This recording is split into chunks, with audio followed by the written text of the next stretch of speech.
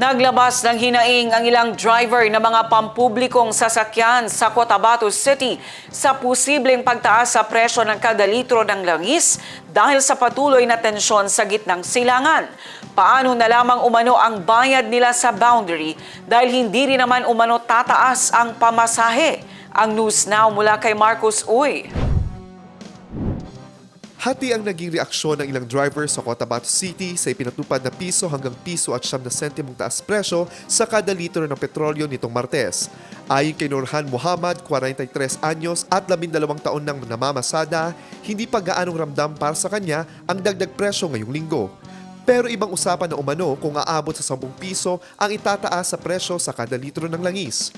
Mula alas 5 ng umaga hanggang alas 7 ng gabi siyang bumabiyahe upang kumita para sa kanyang pamilya, lalo na para sa kanyang ina.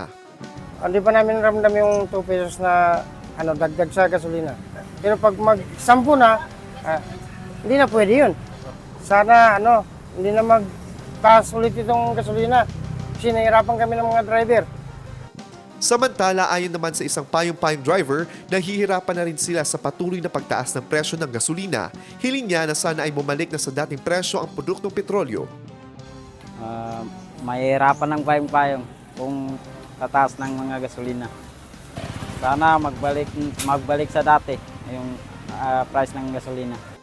Sa patuloy na paggalaw ng presyo ng langis sa pandaigdigang merkado, umaasa ang mga motorista at mamamayan na magkaroon ng malinaw na solusyon at suporta upang hindi na tuluyang mabigatan ang kanilang pang-araw-araw na pamumuhay. Marcos Uy, iMinds, Philippines.